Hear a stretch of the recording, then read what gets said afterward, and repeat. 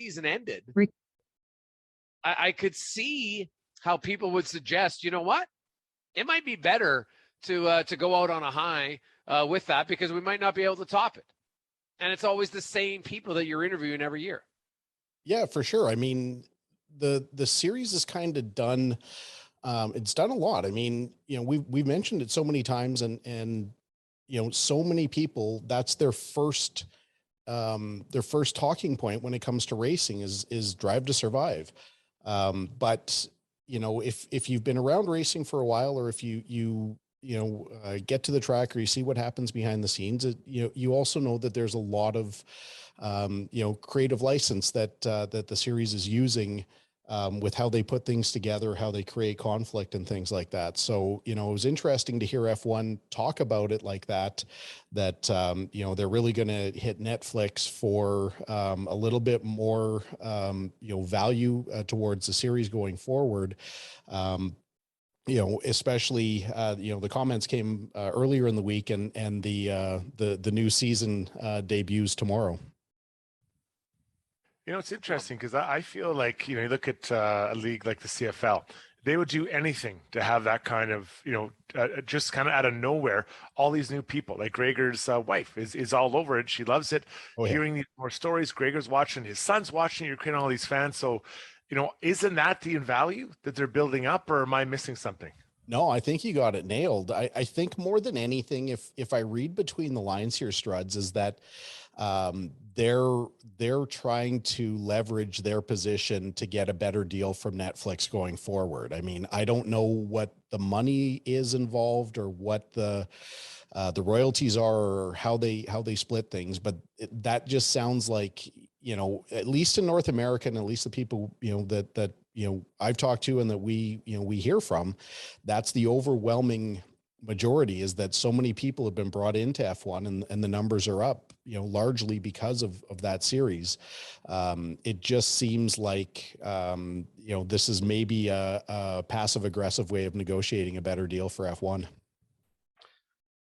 Now, a few years ago, when we think of Drive to Survive, Haas was, they were a competitive team. They weren't very competitive last year. They just got rid of one of their drivers.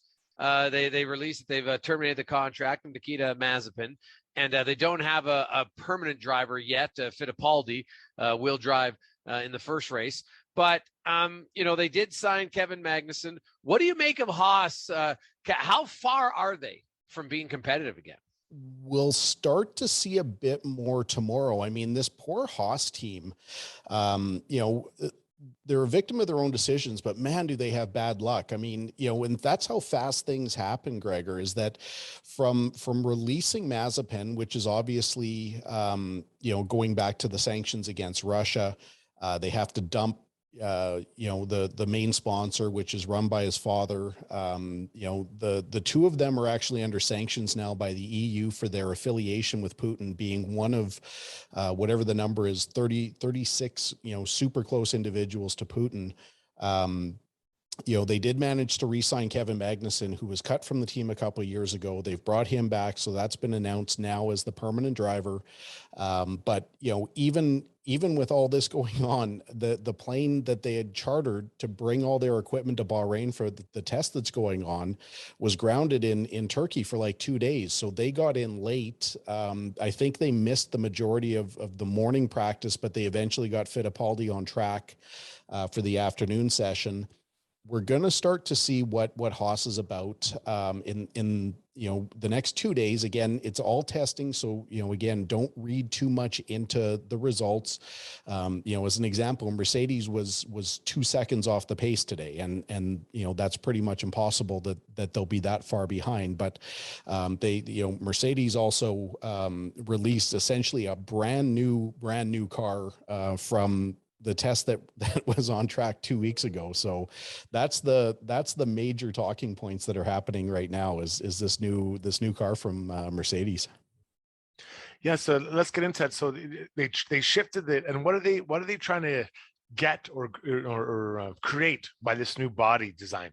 So I threw it up through our CanTorque account on Twitter. If people want to take a look, and it kind of compares the Mercedes with the current Ferrari. But what Mercedes has done is really streamline their side pods. And if I was an aerodynamic engineer, I'd be able to speak a little bit more intelligently. But what it looks like they're trying to do is really streamline the body of the car, which will give it a lot smaller profile as it's going through the air. That will, in theory, create a lot less drag and give them more potential for higher top end speeds. I mean, it is significantly smaller. If people take a look at the picture, you'll see pretty quickly what the difference is. To the point that the team, it was no secret last year that Red Bull and Mercedes was, they were kind of going back and forth, and Red Bull is already calling the car illegal before the car got on track. Now, apparently those comments were made off the record and they got posted, and Red Bull is denying that they said it, but they later have to come out and say, yeah, we said it. We didn't, it wasn't really meant for the record, but they're already complaining. So it's obviously something that's caught the attention of the teams. Well, it'll be interesting to see what happens in this weekend. Now we get to NASCAR, and there's shortages in a lot of places. Colin, and in NASCAR, they're struggling with spare parts shortages as well, and trying to sort out the balance of the new cars. How big of an issue is this? Massive. In general terms, in the olden days, and it's a short-term scenario. I don't want to make it sound like doomsday is near. It's taking a while for these guys to build up inventories, and that's really understandable. But Kyle Busch on Saturday in practice, they're kind of tying two stories in, but he lost control of the car, which this new car really seems like it's a handful for these guys to drive. I'm not opposed to a car that's difficult to drive, but this car seems to be really unpredictable. That in general terms, you'll lose balance on one end of the car or the other, meaning, you'll go into a corner, and in NASCAR, they call it tight, where you don't have a lot of front end grip and your front end wants to slide, or you're loose, where you don't have a lot of rear end grip and the back end wants to come around and kind of fishtail. But what's happening with this car, for some reason, driver will go in expecting tight, and then you go in expecting tight, and all of a sudden the car's loose. Like it's kind of psychotic. It's really unpredictable.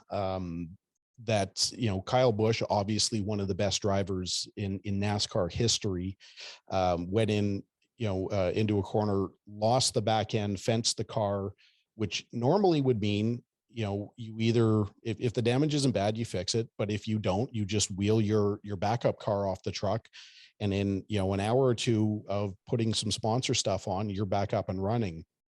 It took crew members from all four of Joe Gibbs' teams, plus all the guys on Kyle's team, to get the backup car, first of all, ready to go. But there was one backup car between all the Joe Gibbs cars. So it's really scary that, if you have if you get really unfortunate that, you have a couple of incidents in a weekend, you could theoretically not be racing the way things are going, but it will come under control. They'll get it sorted here sooner than later.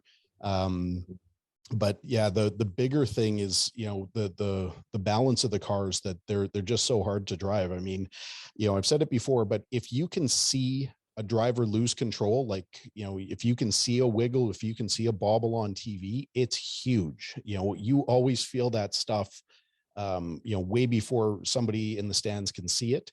Kyle Larson, he had a couple during the race that I'll maintain that anyone else, if that had happened, would have lost the car.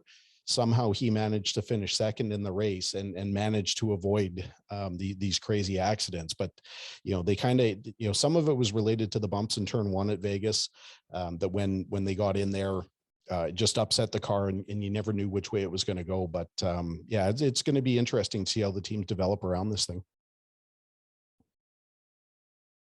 Colin, always good to catch up with you, man. We look forward. We'll have lots to talk about after the weekend in F1 and testing. Then, of course, after this, then they got 2 weeks to prepare themselves for the opening weekend of the season in F1 and more on NASCAR. But that's definitely a unique storyline to follow, because if all of a sudden you can't get the proper parts, it's not only is it an issue, but it's a safety issue as well. So definitely something to follow. 100%. We appreciate it. We'll talk to you next Thursday.